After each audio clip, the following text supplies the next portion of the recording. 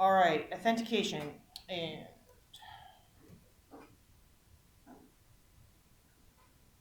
oh, okay, I forgot. I had two announcements. One, accessibility services wants to know if anybody here is willing to do note taking. If you're willing to do note taking for a student, let me know, and I will let them know. And I do not know whose student it is, and no, I don't know anything really useful, like how much they want to pay you. But I will happily go and forward if you're interested onto them. The TAs and I had a long chat about the master students in this class. We're pretty much between two states right now, which will collapse soon. One of which is we pick like 3 or 4 very famous papers in the field. We have you read them. We have you do a small assignment based on them, and bits about them may show up on an exam. Two, we basically have you do a small assignment that kind of takes you one further in a lot of the areas we're talking about here. And again, similar to the other assignments, they may show up on an exam that is slightly different for the master's students. If you have strong opinions between these two, let me know, and then we will get that sorted soon. I do apologize. I had an airplane not take off, and this basically lost me 24 hours of time, which is horrendously expensive. As to why I was even in another country recently, I think I posted on Piazza 2 live blogs. You're welcome to go look at them. That's what I've been doing. I was at Security and Human Behavior, which is awesome. I spent the last 2 or 3 days next to people who are insanely famous and do things like argue at Congress or leave the country because of Trump, or can't leave the country because of Trump. Yep. It's on Piazza. I just posted on news. You can see the full kind of lineup of different groups. I think Matt Blaze was there. He does election security across the U.S. He also wrote one of the first books in cybersecurity. Bruce Schneider runs it, so he was there. If you haven't discovered Alessandro Acquisti, he has amazing YouTube lecture videos. And of course, I'm amazing because it's an invite-only conference, and they invited me.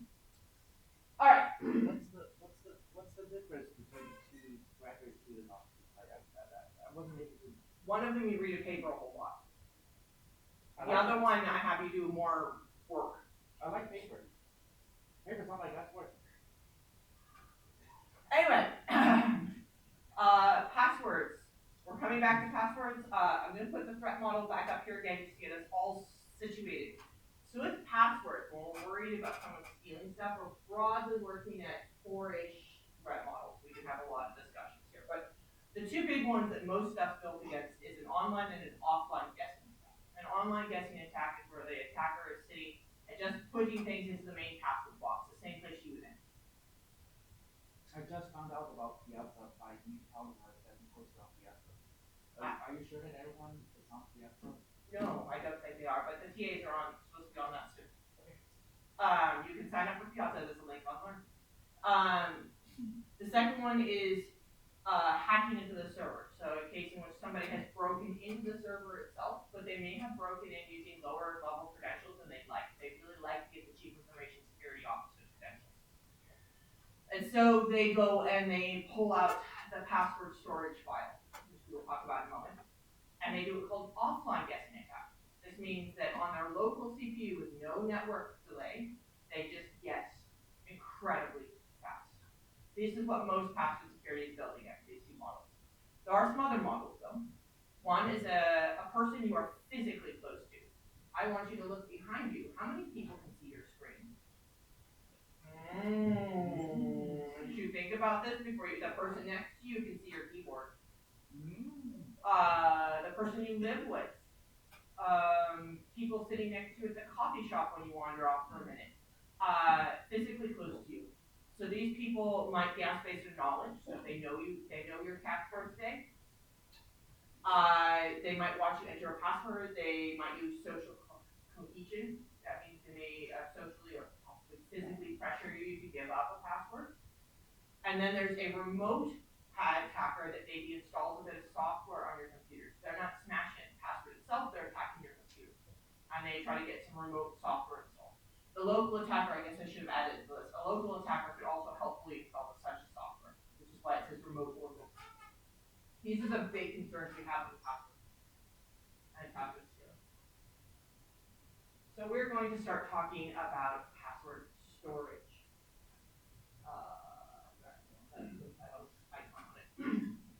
All right. This is one of those cases where I do what I call a preview of a think, prepare, share. No one panic. We're not doing the think, prepare, share. I will jump to the screen. Thinking about those threat models I just gave you. And all of you probably are aware that you need long passwords, lots of characters. Do you really need 32 characters worth of password? What's the difference between 8 and 9? What's the difference between 8 and 10? There's a researcher that came up with what he calls the don't care or the offline-online chasm, in which the rate of return you get for having a more complex password drops. It's just not useful. So if you think of this as a graph, as you add one more character, your password gets stronger, and then it just kind of flatlines as to how much benefit you get, and then it goes up again. I'm not going to explain that. We are now going to continue with the rest of the lecture, and you will see this slide again in a little bit.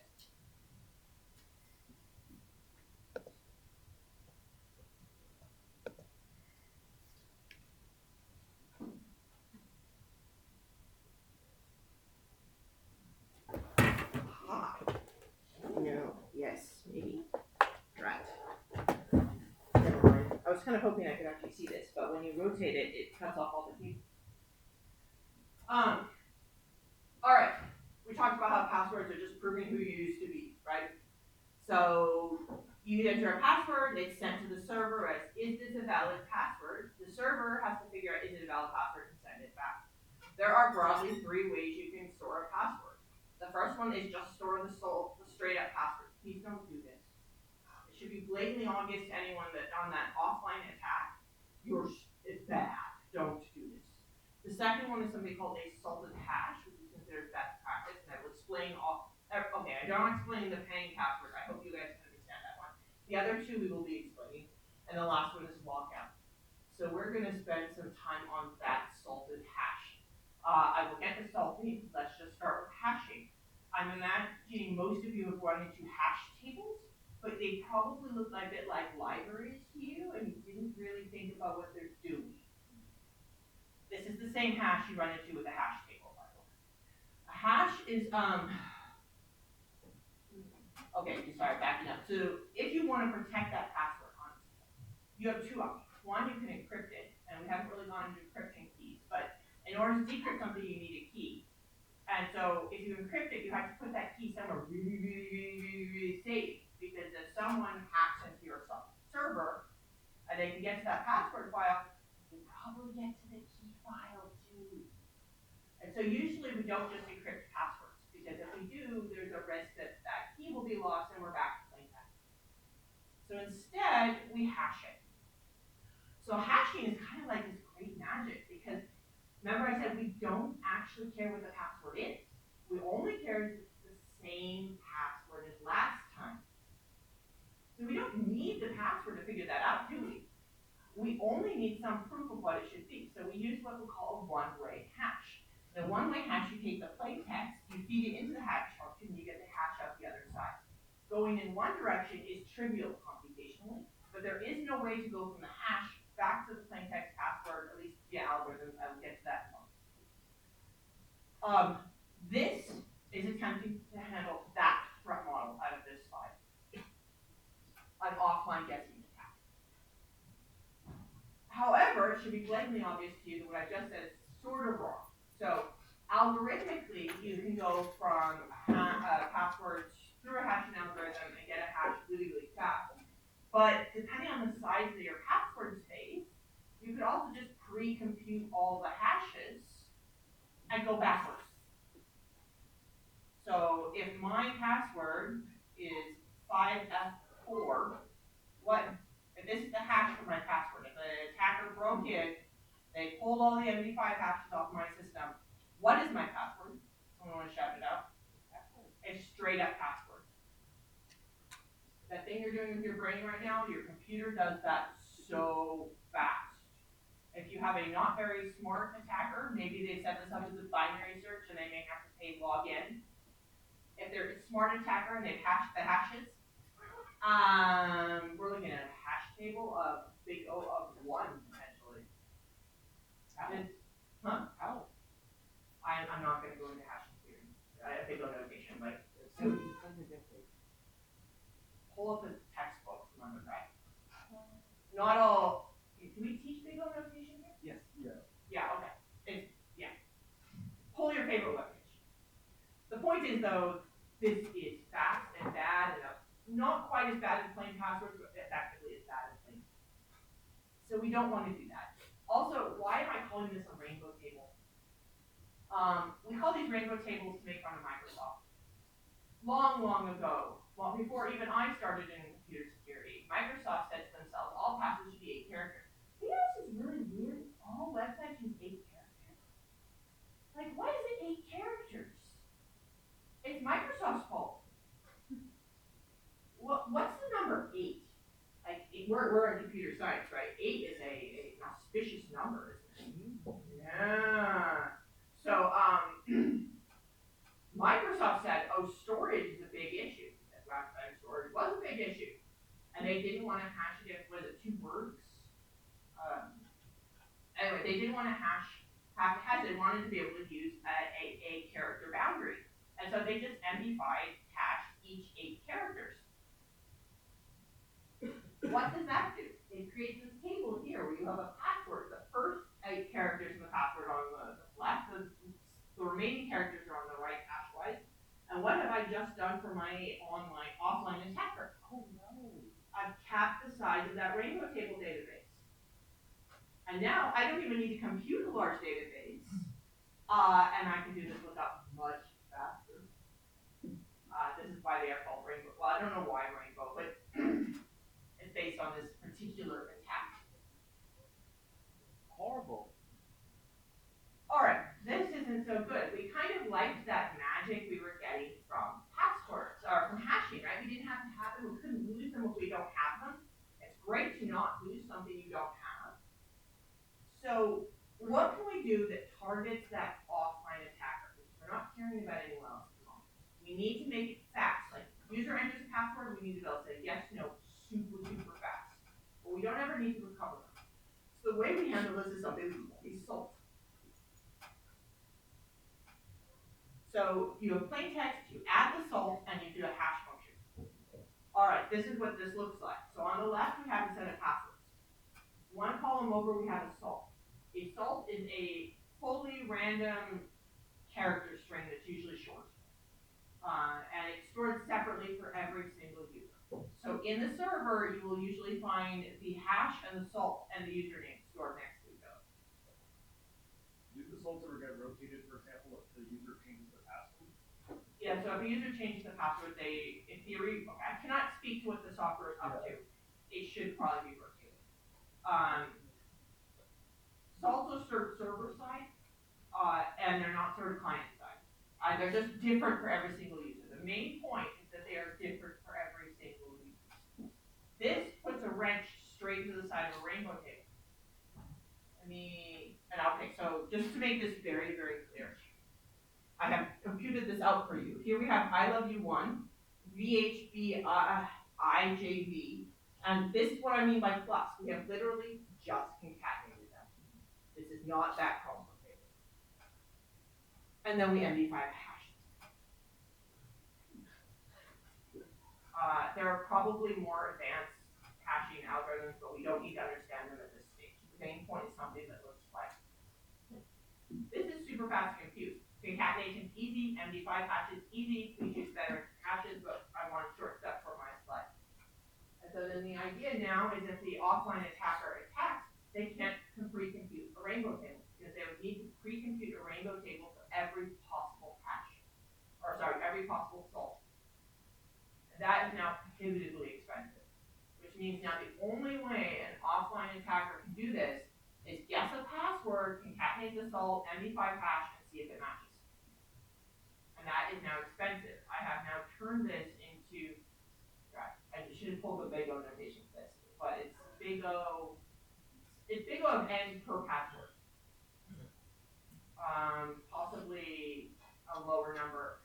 This is in theory though, Because if you remember back to last week, I showed you that people do not pick random passwords. So in theory, we're looking at big O of n per password. In practice, it's probably closer to a big O of a logarithm because the odds are that the user is picking a smaller set of passwords. But even if there's only one person in this entire database that has used the password, the attacker must now check that password against every single user individually. So this is very, very time expensive. That is the goal. Wait, what? Um, One person has password? okay. Imagine this first column was first and third columns are missing. I put them there for your personal education. The server possesses only the salt and the MD5 hash. The attacker has knowledge that somebody has picked the password because this is what someone probably has. If we assume that only one person has, then they must go and guess password against every single option. Yes. Yeah, that's my point. Has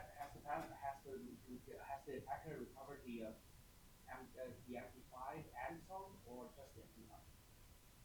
So on Linux, we have we have a file called the shadow password file. You can look it up if you have access to a Linux machine and the ability to do sudo. You can also just Google online and someone will dump a hat. You can find many examples of these things. This is one row. The thing on the left, that's the user's name. The 6 here is what hashing algorithm is being used. I believe this is the salt. Yes, that's the salt. BB here is the salt.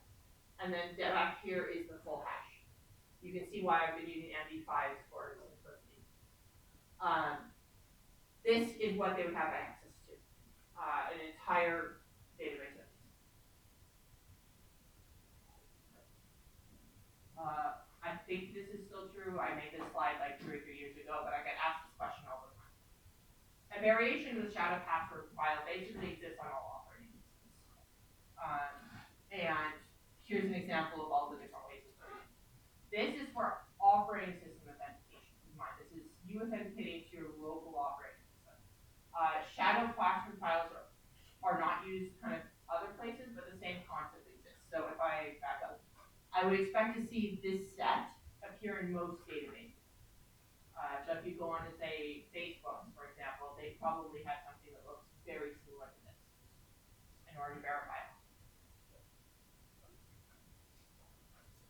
All right.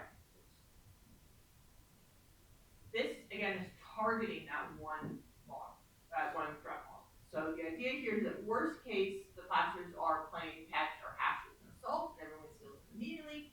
And in best case, we have a proper hashing. Even with proper salted hashing, you still have the problem that the attacker is not stupid and will start guessing password like users.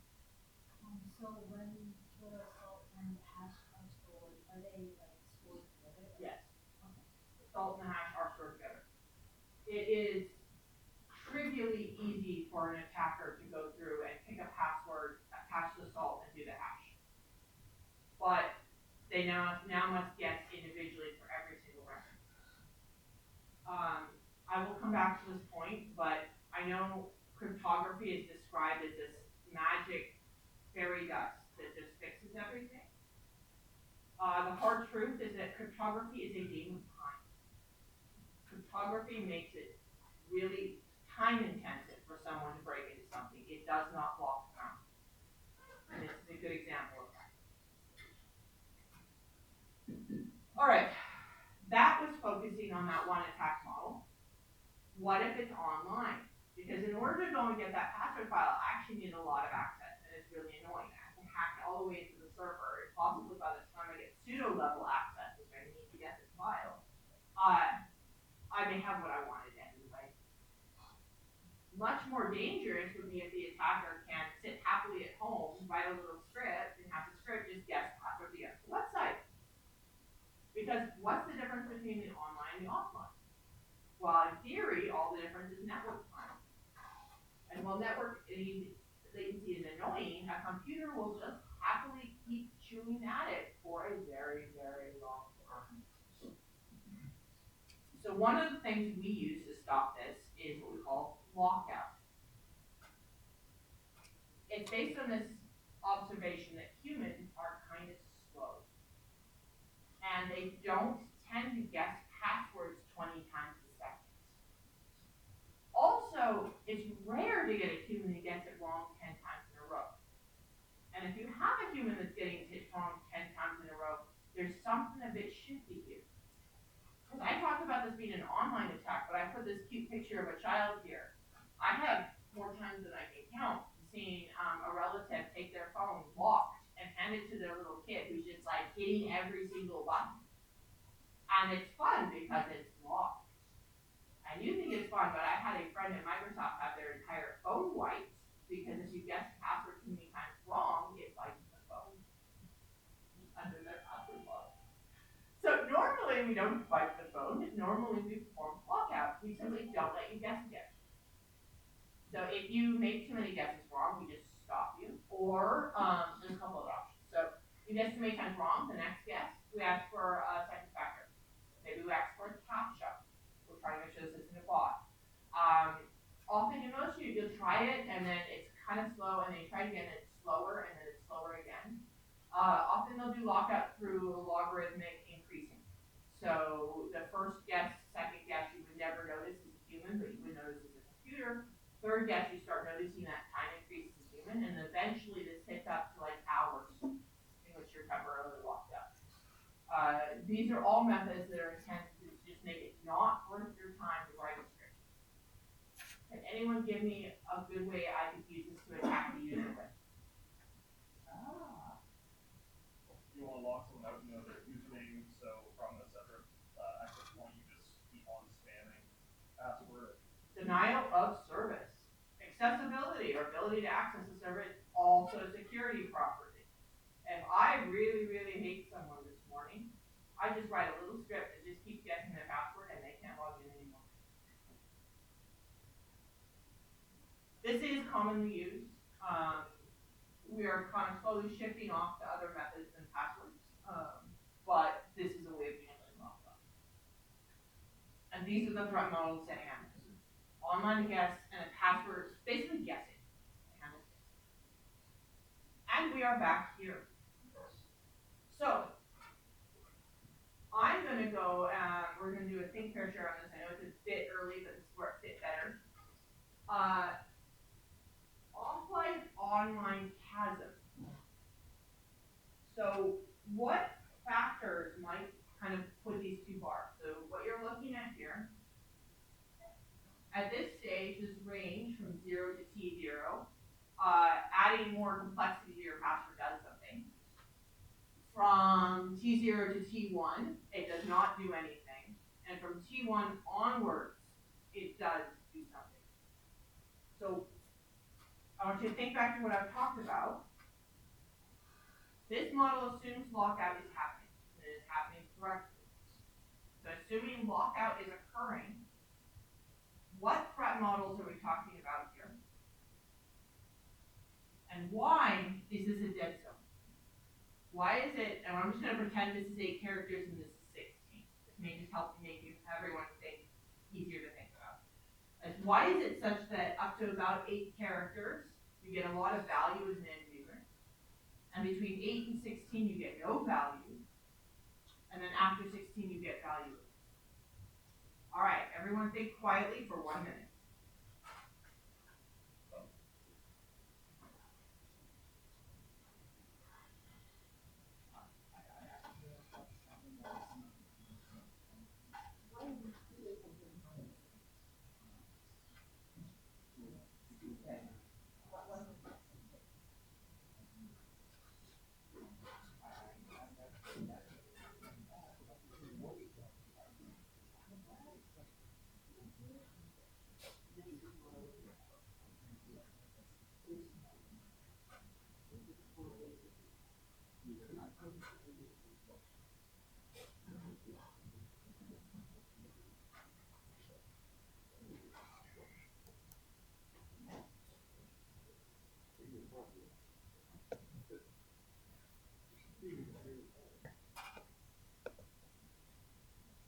that's concerning me.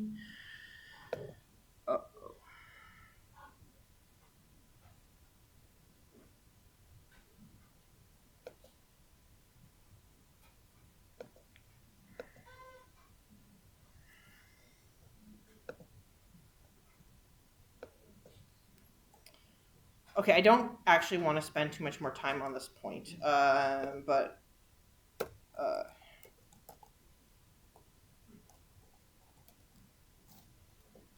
I will attempt to do this just because I think it is confusing.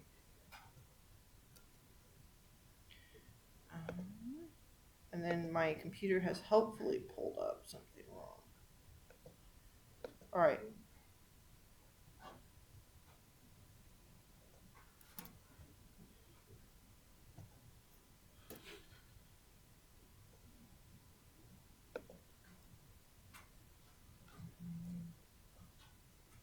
Sorry, this is not a good idea to do this live, especially since that came up over there.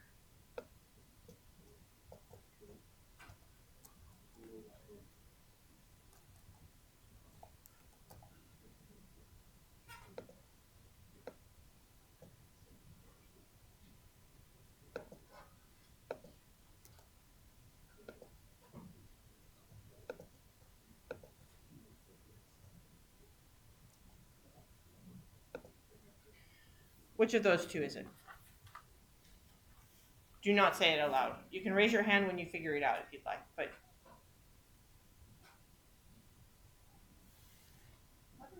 oh, drag. Actually, I made a key. Sorry, doing things live is terrible. What's the problem?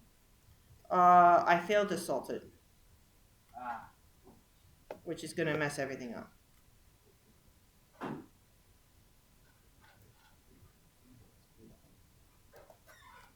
yeah, dude, this live is terrible.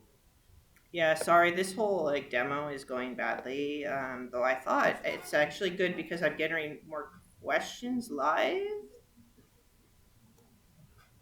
Getting more understanding of us, that's it. All right. Yes, no more understanding out of you why you should always hash this. All right. Which one of it is it? Should be able to figure this out in one guess. It's not working with either one.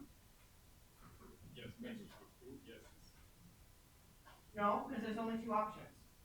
So if it's not one of them, it's the other one. One guess. Hopefully this is working. I'm sorry I did this on very short notice. But this is what the attacker's doing. The attacker knows what's the salt, they know what the password or the hash is, and they're trying to guess the password. The second one. Huh? The second one. Yeah, it's the second one, it's cat for me. This is what the attacker does. Automated. None of them is sitting there with an MD5 hasher. But they are just automated doing this exact thing you just did. So why would we just keep the salt on the server raw rather than encrypting the salt steps? Where's the keys gonna be? We haven't hit cryptography yet, but one of the things you will always hear from me is where's the key? Because if the key is sitting next to the salt, It's not useful. it's not useful. Encryption is always a game of time. The salt ups the time. It does not fix it past there. Just to clarify, is this salt unique per password? Per password, or per user, yeah.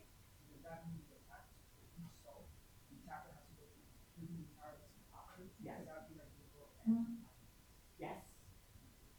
This is why we use salts. I'm not getting on that. Make sure you don't have spaces. If you have spaces, the whole thing gets broken. There is also a risk I have done this wrong while doing it live. I didn't have a space. I had a new line. That would also do it. Anyway, because the hash will also hash the numbers. All right. Are we good on this? Okay, one of the things I have your TA trying to do is we have a game where you can basically do this against a game environment. We're trying to figure out if we can get it spun up live. If it is too much work, you may see me make a call out to the master student because anyone wants to do that instead of reading the research paper. Because I know this is so much easier to do. Well, what am I trying to do? It's trying to race. I'm here. Okay.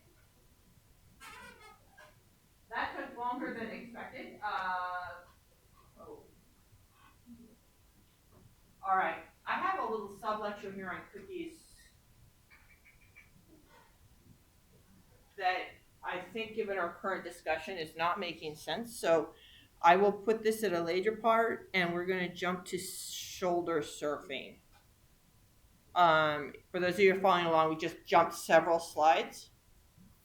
The other thing I'm going to quickly do is OBS is really messing up right now. And I'm just going to make a second go of it actually working.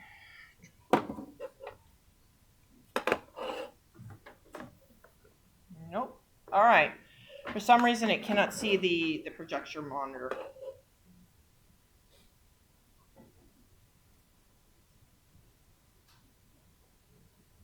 All right. Shoulder surfing.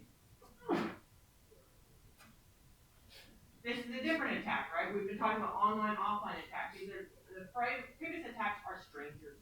They could be sitting anywhere in the planet. Shoulder surfing is that person sitting next to you. That person's kind of looking over your shoulder. I'm not going to get too deep into this because the concept should be quite obvious to everyone. But this actually happens a lot. I'll also note that you can get sometimes these keypads here. One of the common attacks you'll sometimes see against ATMs is the installation of a camera. So not only are they trying to collect information out of your card, they also need your PIN. And so they'll actually hook a camera in and try to watch. This is why you see things say like cover your hand. It's not because it's shoulder surfing neighbors, it's actually against pinhole cameras. I'm going to do a side thing just to get you guys to think about this from a different angle. This is a research student of mine, and he's very interested in virtual reality. So we're all stuck on passwords, and I'll talk about what some of the other types of passwords, but I just want to kind of move you outside of space of ways you can do this. So how do I authenticate virtual reality? Now, one of the nice parts of a virtual reality is you have a secure channel. So normally, a shoulder surfer can see my keypad, and I can see my keypad, and we're seeing the same keypad. In virtual reality, you've got a set of goggles. And everyone can kind of see you doing this, but they don't see you going and what you're actually looking at. And so what you're looking at here is a way in which you can enter a password. So you might, in virtual reality, it's really hard to do typing. It's kind of, at least at the time, it was a nightmare. So it's much easier to take a basic game controller and rotate it in 3 dimensions, and then have a clicker that says, yes, this one, this one, this one, this one. And so what you're seeing here is a cube.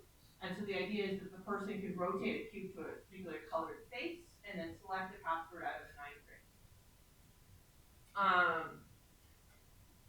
But it's actually harder on a VR user for other reasons. If they're in this virtual reality, someone can literally be like 2 inches from their face and be really good. So this is a beautiful space for observation. So in this study, we had attackers, 3 types of attackers. One of them was taking notes on paper. One of them was taking notes on a physical cube. We actually just gave them a Rubik's Cube they could take notes on. And one of them, we let them videotape the person with the camera, and they're all just watching someone going and trying to enter the data. You can see the user who's trying to do the data entry here, and then you can see this is the person trying to videotape from their phone. And we're just trying to figure out, can they guess the password? These are kind of just fun studies. The horrible answer is that they can actually use the password more than you'd think. Not horrifically so. What we're measuring here is Euclidean distance. So we're just trying to say, okay, if they guess the password, did they get 1 character wrong? Did they get 3 characters wrong? They do get things wrong. It takes them a little bit to guess this, but actually just observing someone entering the VR does. What I have just described is probably not on any exams. I'm mostly just getting you to kind of think about other ways we can do password entry. It's not just keyboard. There's actually a lot of ways we can do this stuff. But if they have used, had they used the touchpad on the controller, this would have been impossible.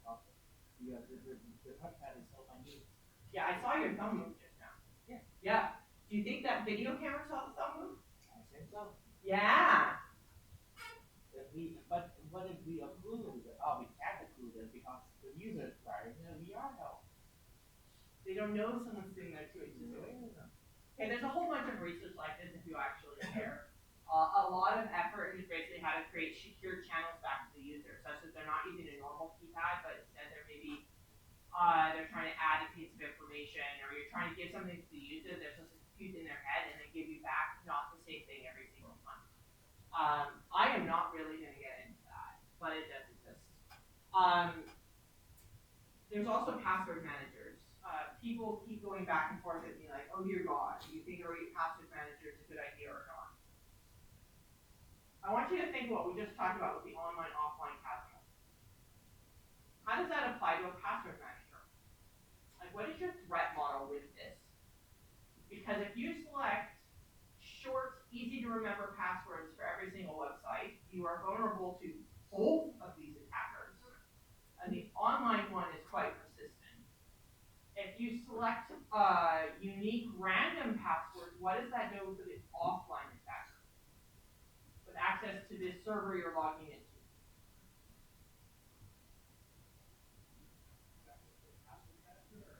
Access to the server. Let me be blunt. There's a lot of people in this room. It's a pain in the neck to hack into every single one of your machines. It's much easier to hack into the server. The server has far more interesting stuff on it. The odds that there's somebody there who is taking a 4-character password is much higher. It's a bigger source of attack. I'm not saying that they don't try to attack your guys' computers. They do that too. It's just the return rate is not necessarily as good when we're just talking passwords. If I have that level of access, it's better to put a password logger on your machine and not deal with all this.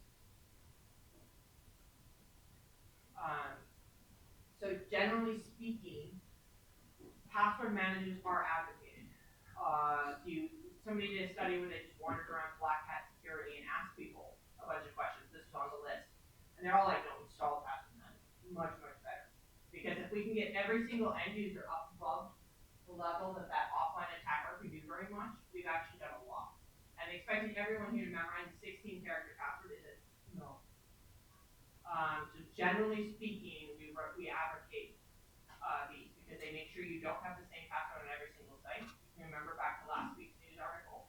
The attacker in that case was an admin who just took the passwords off of his local system and then started just trying them on other systems against the same username. That doesn't work if you have unique passwords. So in terms of balance, we do recommend password management. Now that said, if you have a capital passwords, I actually strongly recommend paper. It's very hard to hack remotely. It depends a lot on your local safety level. Yeah.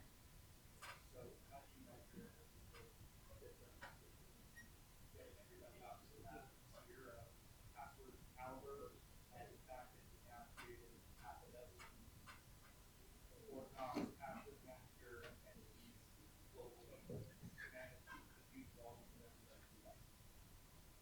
It's hard to answer because we have to take cryptography. But those are obvious targets now, right? Okay, I'm going to attempt to explain something without cryptography, and I have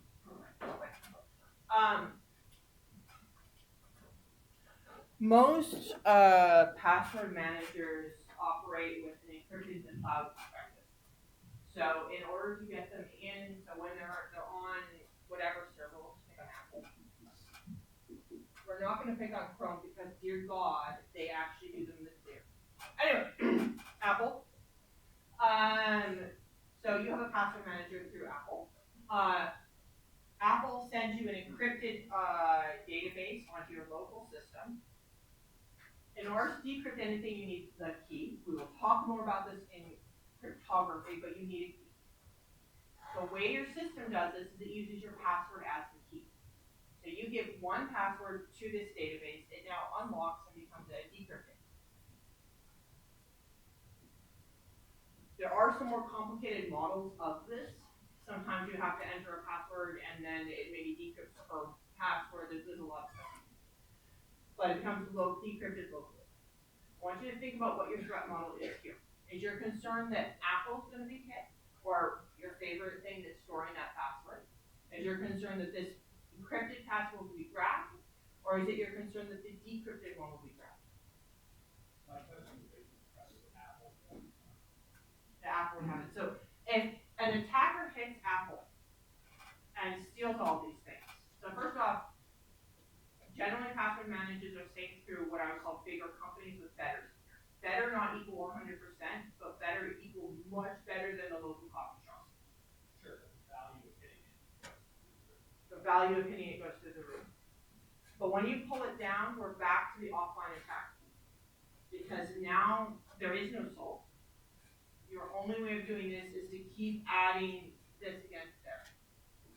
So you basically have to guess every possible password that password thing could be, and try it against every single one of these databases individually.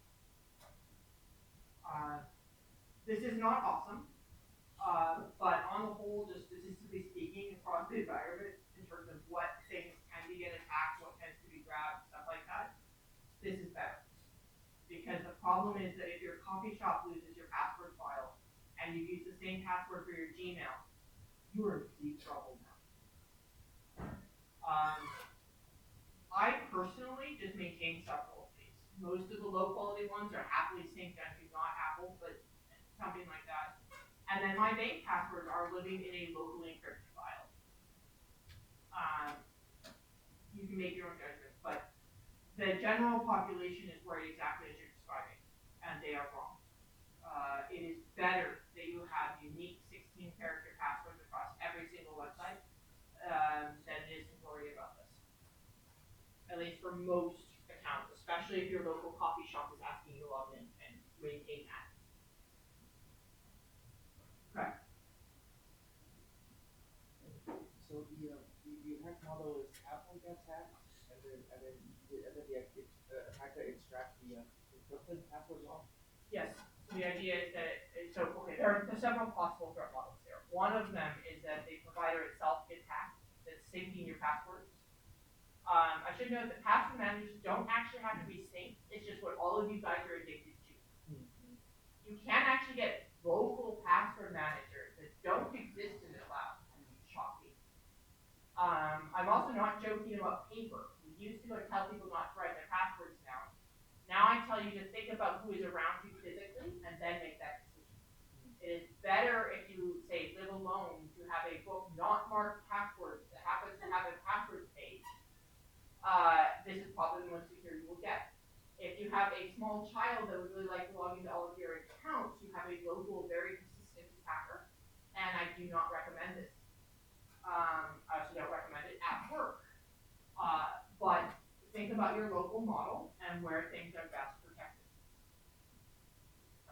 What kind of attacker do you use an encrypted password log? Nothing. Guess the password. Where are the keys? In cryptography, where are the keys?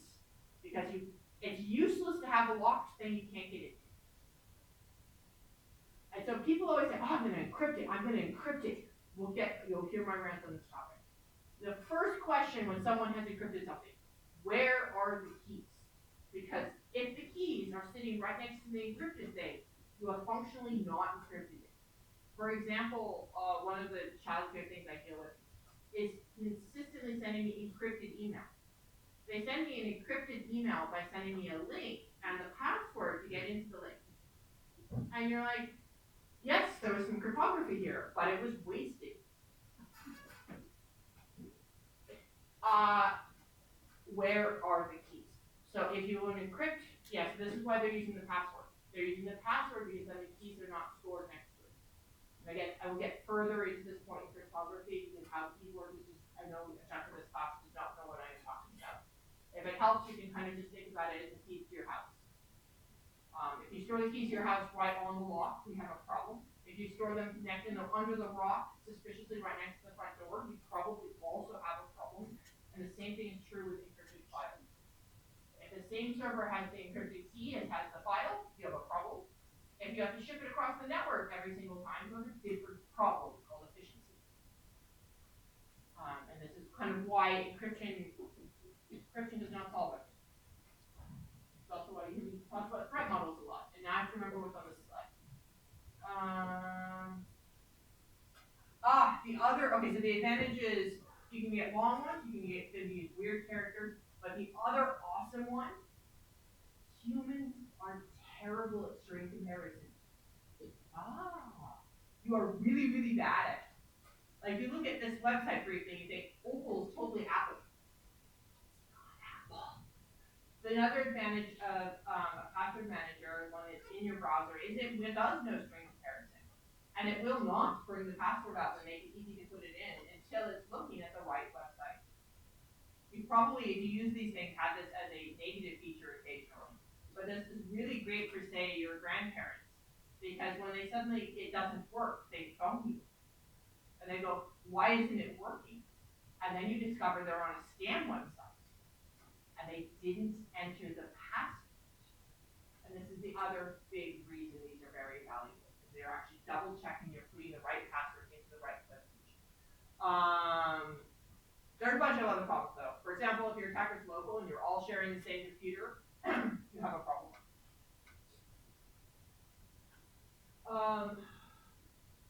Password meters. I don't think I have very much on this, but again, we have grad students of course, so I like to bring up research. This is a bit of research on password meters and whether or not password meters actually improve anything. They looked at password meters across a large number of websites. Password meter is there to tell you your password is too short, not short enough, too short, not enough characters, too many repeated things, has too many words in it. These were not all written by security experts. And so they did a review of a large number of them across, you can pull up the research paper if you care. They reviewed for the same password what every single one thought about it, and it is not consistent. Some things that are heavily recommended were marked as poor passwords. They looked at different algorithms you could use to generate those colors and different ways you can explain it. So like it could be green, it could be cute, it could be a running bunny that runs faster. You can do different types of scoring. So like, do we just put things in bold text? Do we lie to the user and kind of have how much we think this is? It would have been strong, but now it's medium. The short answer is that if you don't use any meter at all, about 46% of the passwords are being hacked. Or, sorry, this is the number of guesses, right? So once we hit to the power 13, no meters were getting guessed. When we lied to the user, we gave it a third or a half score, they're doing the best at creating passwords. Okay. Yeah, this is unlikely to be on an exam, but again, going to a bit of research is the best. This is just from the National Cyber NCSC in the United Kingdom. This is what they recommend in terms of helping people cope. The NCSC wrote a far more sane password document than I've seen in a very long time.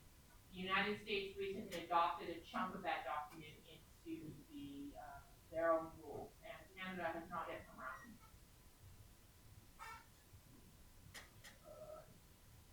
Okay, I'm going to cover graphical passwords because I don't have much on this. Passwords are trying to come entirely from memory. For any of you who have taken human-computer interaction, you would know that humans are much better at recognition than they are at recall. If you ask them to memorize a fact, it's faster, but they're worse at it. This is why if you're Linux determined people, you see them on the command line, like boom, boom, boom, boom, boom, boom, boom, and you put another person on there, and they're like, "Dear God, I'm gonna die," because I don't know what any of these commands are, and somehow everything is mapped over onto drop-down menus. What? Recognition is easier than recall. Recall is faster than recognition. So it occurred to someone, why aren't we, for the general population, using recognition instead of recall? Hold on. You said recall is faster than recognition. Yes. Recall is faster than recognition? If you can recall it, it's much faster. If you can recall it. If you are very used to the command line, you will move far faster than someone who's very used to a drop-down menu. Recall is faster than recognition, but it's harder. And you may not recall it at all. Passwords are recall. Fast to enter, slow to error. Why don't we use recognition? Graphical passwords sit entirely within that space. They basically say, let's have the end user interact with that spot on the image or that spot, this element, make this a graphical problem instead of a pure recall problem. So in this case, pick the face you picked before. This also, for those of you who have ever read the plus or minus magical 7 paper, look at the number of things your brain can differentiate between. You top it out at about 7, but when you increase the number of features you're looking at, that number goes astronomically high. Your ability to remember a face is wired into your brain. Your ability to remember a weird character's drawn on a whiteboard is not as historically wired into your brain at that level. So your ability to memorize a face is shockingly good. So people are like, we should totally do this. Yeah, don't do this. This is all the same thing I just said. Our biggest problem is that people select faces that are meaningful to them. If you were worried before about somebody going and guessing your cat's birthday, someone guessing your type is much easier. If I know your race and gender, I can knock out half these faces on a brief effort. And when they ran this study live for like several months with a group, the theoretical password space here is about 6,500. Fastest way to break a password is if the password is a white male, you can guess the correct password in about 2 guesses. Microsoft Windows very, very briefly had a graphical password entry. It's gone missing. It doesn't work. People try this all the time. Maybe someone will crack it someday, but the short version is that humans are shockingly good at guessing what other humans have entered for their graphical password. I don't think I have it. Oh yeah, this is Windows. Windows was using a graphical password for a little while. I don't have it. If we show you an image like this, and I have people pick a password by just tapping spots on the image, and then I do that with say 200 people, and I draw a heat map. That heat map is amazing. It's not a random space across it. Everyone picks the same point. There's this really amazing one in which there's like a bee on a flower. The bee is devoid. No one picks on it because that's obvious. All the flower points like just light up on a heat map because everyone has picked that. If you show someone a crowded street image, somehow everyone picks the guy in the hat. Until someone fixes it, give up our graphical password. So this is another way we think about doing authentication. Okay, this is a very short piece, but this is kind of me starting a little bit entry into the space that is cryptography. So we've been assuming that it's just a straight literal string this whole time. This idea that I give you a literal string and you give it back to me. That's easy to steal because I just steal the literal string. Well, what if this is a computation? What if instead I memorize 5, you give me a number, I add 5 to the number, and I get the number back. Now, if the attacker I'm worried about is, say, doing keyboard logging, they will only get the number 11. But 11 is not my password. 5 is my password. Okay, this is a very simplistic principle, and all of you should be correctly doing the math in your head of, oh, this password space is way too small. And you are correct. But I'm introducing a basic concept to you that you'll see starting to play out better with computers later. This was suggested several times. I hate to break it to you, the average American's math capability is so low that you cannot do this. And yes, they still write it down. But this starts coming out a lot more. So the password, the graphical password is also playing in this. That the thing you've got in your head, you're trying to kind of match it against the screen. And we can actually move all the stuff on the screen around and have you still find the thing. Because the thing is stored in your head, but it's not actually what you're clicking on. Okay, so I thought I would get further. I'm going to end here, but I'm just going to drop this concept of passwordless authentication. I have to go look at our schedule. We move on to access control Monday, right? Is it still? Let's Okay, never mind. I'll figure this out. If this doesn't fit in, then it will just move over to cryptography because it would be better to be cryptography. We have finally managed to use crypto magic to solve a bunch of the password problems, sort of. It's called passkey. I will cover it. It honestly fits better in crypto anyway, but I don't want to get out of this section without at least saying the words passkey as a way of solving. All right, I will see everybody on Monday.